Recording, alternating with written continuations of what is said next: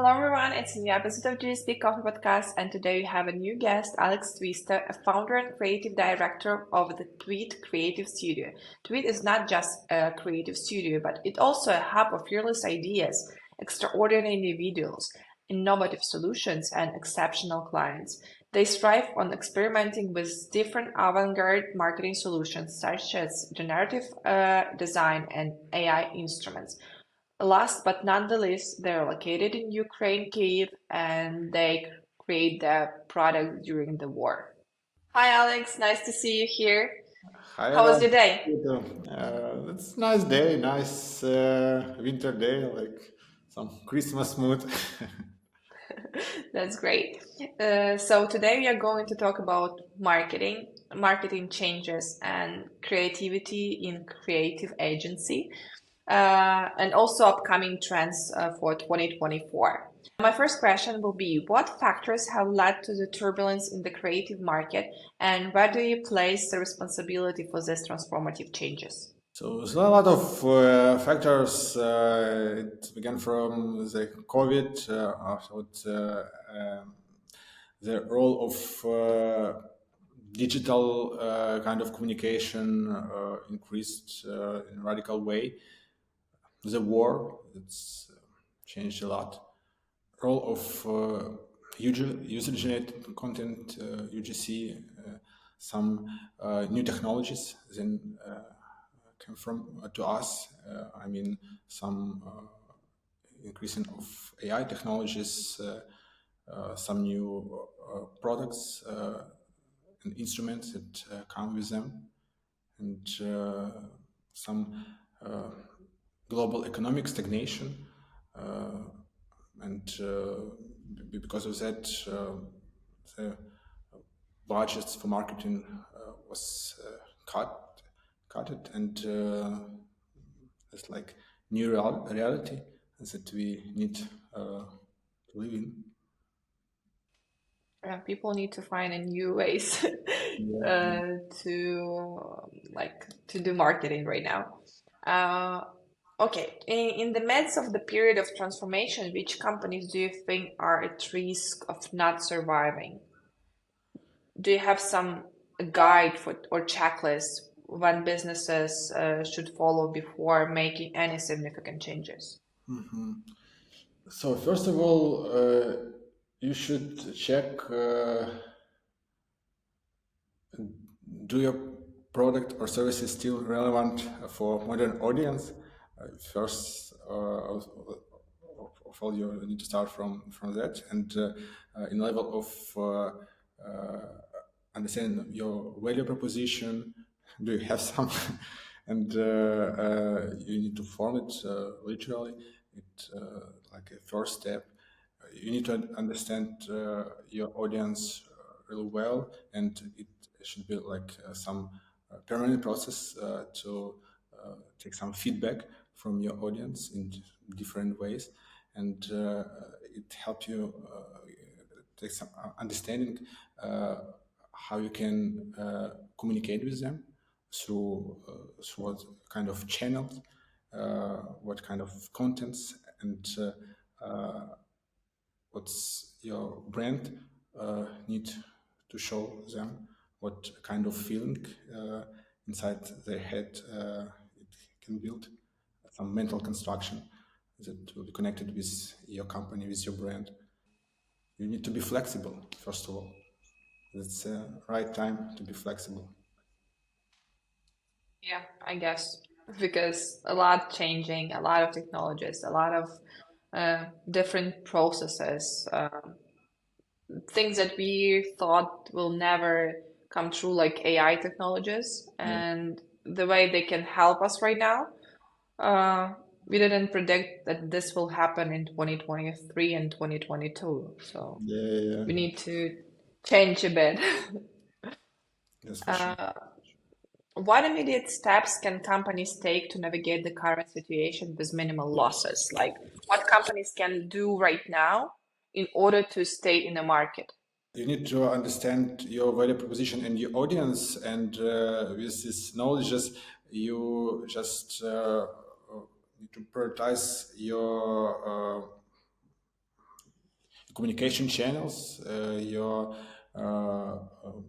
some list of services, focus on it, and when you take some results, just trying to scale it, and maybe after that add some new services, new propositions, something like that.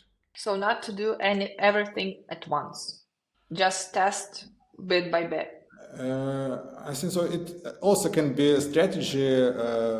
For example, it's like the way for some crisis situation when you just trying to test some different channels, like we did when the full-scale war began.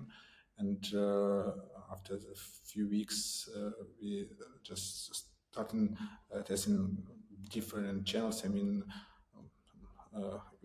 we can be focused on domestic market from the time, and we're trying to use some channels like LinkedIn, some catalogs, some networks like Clutch, outbound kind of sales. We start looking for some new way for collaboration with our foreign colleagues, something like that. One question that I have in mind, I want to ask you: do you remember the company or maybe some project that you work with, and where you made the most significant impact on their brand strategy, and you see that the strategy worked and it was really good idea in that period of time? Unicity can be one of such example because it was a long time ago. I mean, it's about 3 or 4 years, and we built for them design system, website, some block of communication, design of the mobile application, some digital influencer. Even for now, even after this I think huge challenge for them, especially during the COVID and war, is like two waves, two crazy waves. It still works. I mean, of the mental construction in the head of the audience that the brand can help to build, and I think it works even for now without any changes, and with this big amount of content and different type of event that they produced, it still works, and I think that can be a right example.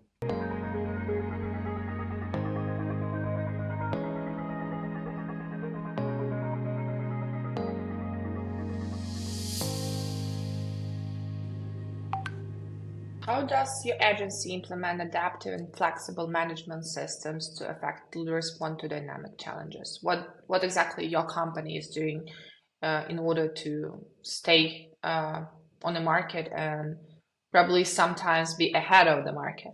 If it comes to management process, we trying to implement some frameworks for our process, not in a straight way, but so what works well for our type of project, our business model? Um? About your business model. It's worked with your business model. Yeah, exactly. Works for our amount of team members and some processes. We use some combination of Kanban approach. We put some frameworks into some types of process, like financial process or sales process or project management process, and a lot of few frameworks. And the really important moment that you need to have a person under all these processes that the leader of this process and understand well all the parts, understand the goal inside this line, inside this process. And I think that's the most important part, because in our scale, I think not only in our the people, the leader of this some process or department or direction. It's I think it's the most important element, and you can use a lot of frameworks from our spheres and just adapt it for your own model. Your company is creative one, so you need to be creative as far as I understand. Yeah, How you support the creativity of your team?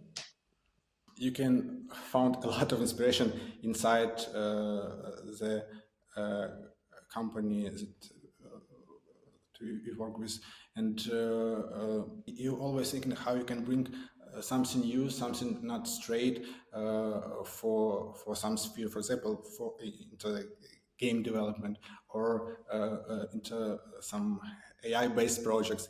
We have some kind of different inspiring meeting when our team members sharing some stuff that inspires them, and some lectures.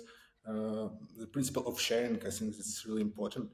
Do you have sometimes situation when one of your team members coming to you with the idea, like this idea might be crazy, and only he understands that this idea might work, and you have some doubts about it.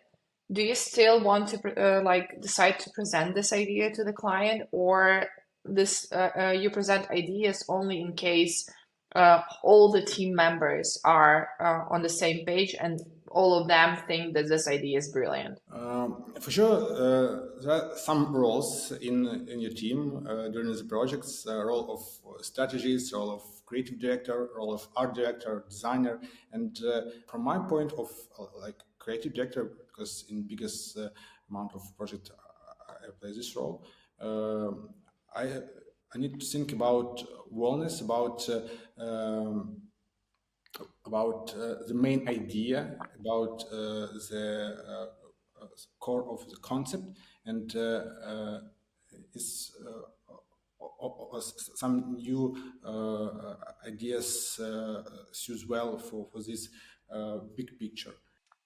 Looking ahead, what transformations do you foresee in the creative landscape in 2024 and maybe 2025? I think there are few most important factors. The rise of AI technologies, this for sure. It's change in some radical way the way how you can produce some graphic materials, how you can work with words, how you can work with coding, and it's huge changes, and it changed process, change timing, it changed the budget, it changed another part that's UGC, yeah, and the way how we work with this type of content, and how agencies or studios can work with it, what kind of role they need to play in this type of content. A lot of fakes will be in our information space, and it's also important challenge. What do you think about video content? Will it be like the increase of the amount of videos and video production in marketing, or it will be the same? Like who have budgets and able to produce good content? Because as far as I understand, it's not about just video creation, it's also about the quality video creation. Yeah. I think for the first time it will be a big amount of content with different level of quality, and with time I believe the level of quality will be increasing, and because of access for this type of services will be easier. Anyway, you need to bring some extra level of creativity for working with these tools. You should work deeply with some senses, combine some AI tools and some traditional tools for video production, and it will be, I think, some new kind of hybrid video production or studios that combine technologies and some more traditional approach for video production using your smartphones, like for filming or something like that, or some more professional cameras anyway, but in combination with some AI tools. I think with the time, the number of video content will still somehow decreasing, because in the beginning, when we have a lot of video content, like people will watch this content, but with the growing of the amount of the content, we want to have better and better quality content. Some companies will produce better content, and some of them will stay more on the same level of quality. So, and they will see decrease in numbers, and maybe somehow they will stop producing video content, and they will go back to the pictures and just written content, I guess. When you have a brainstorm with your team, you have some brilliant ideas in mind, and but you see that they might be too risky to implement. How is exactly this moment of pre-screening look like? I think it's a good moment when you understand that it can be risky, since it's like a indicator of some interesting kind of idea, yeah, and you just need to realize the level of this risk, yeah. But I believe it's really important for some strong idea to be a bit edgy, maybe some unpredictable, but understandable for your core audience. I mean, core audience, and actually, that's why for some creative people, designers, when just working for not for mass market, because when you work for mass market, some real wide audience, your decision should be really predictable and like flat decision, and for creative people that not so interesting kind of ideas. But anyway, even in this field, you can find some balance that should be something new, but easy to understand for wide audience. You ask about validation of idea, yeah? For example, first of all, we begin our process from the stage of brand strategy. And when you understand your positioning, you understand your main value, you all your next creative ideas, I mean, in the field of naming or some visual identity, should suit well your positioning and show this look and feel, help to build this mental construction inside the head of your audience, and that's like it became more objective, and it's easier for clients to approve it, and it's really more objective. Could you share 3 fundamental rules that consistently use in your decision making and approaches, maybe like in your creative work? Like, what are 3 things that you take into consideration before making any decision? First of all, is it true? Second, what value this idea has for the end user?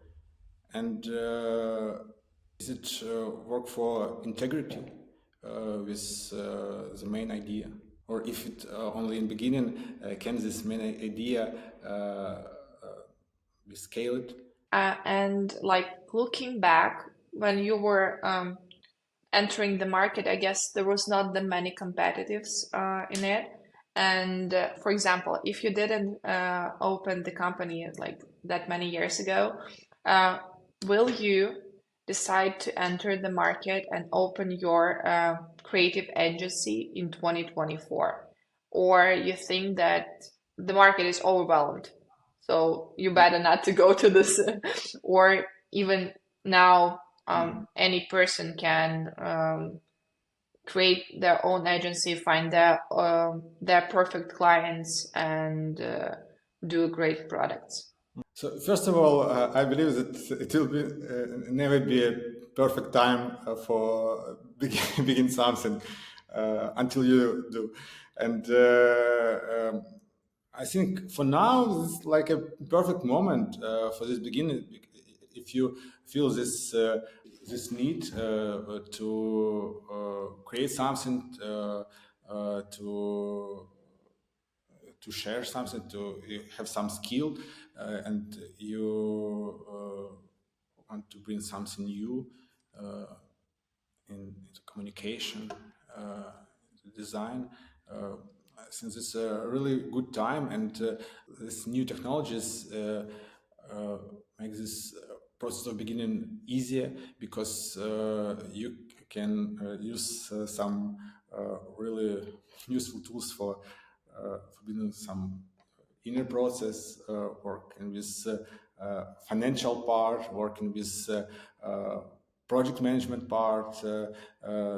It's much easier if you compare with time when Twid was found. It only depends on your real interest for this field, for this sphere, for this type of activity.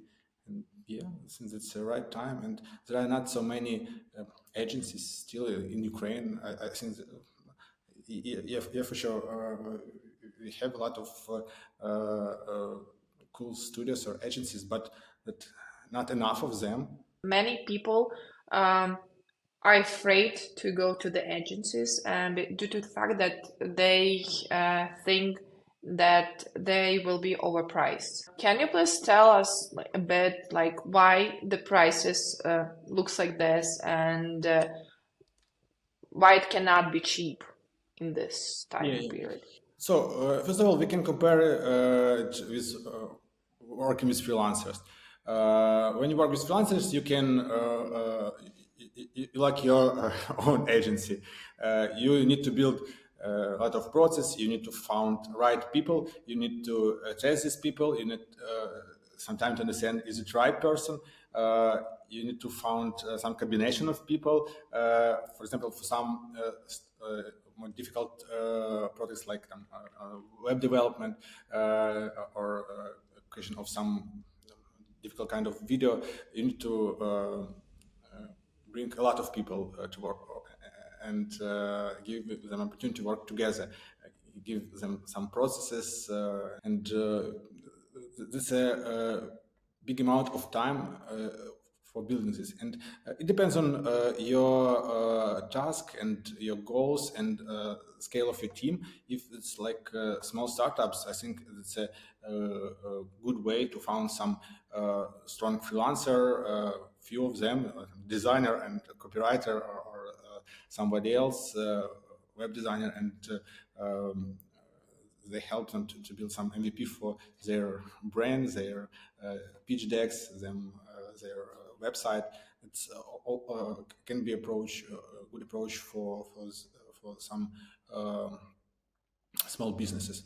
But for more mature companies, I think it will be effective to bring some team, and with some products, some processes, and it will be faster and will be cheaper in distance. I'm sure about it, and it's like some guarantee of quality and result, because for this companies it's like regular predictable process for products that they produce. And for sure, when it comes to the team, the price can be in the same level like for some individuals, some freelancers. we see a lot of memes right now, and like for example, and TikTok is right now is like um, everyone is trying to create their own TikTok channel and start even businesses right now trying to enter the TikTok. Do you think that it's the right move, for example, for any business to try themselves in this niche, or better to do the old-fashioned marketing? I think first of all, it depends on your audience. If your audience use TikTok, you should be there. That's simple like that. Yeah, why not? You just need to understand what kind of content you can produce. It's not simple that it should be too funny or something like that. First of all, you need to think about your audience, maybe some segment of audience, and you just need to focus for it and show something interesting, important, or funny for them. Thank you a lot for this conversation. I hope you like it. Yeah, And thank you a lot. A lot. thanks a lot, Alex. Have a nice day. Have a nice day. Thanks everyone for watching this video. I hope you enjoyed it. And don't forget to subscribe to our YouTube channel to be aware of upcoming videos. Also, we will be glad if you will like this video, write some comment below, and also share it with your friends.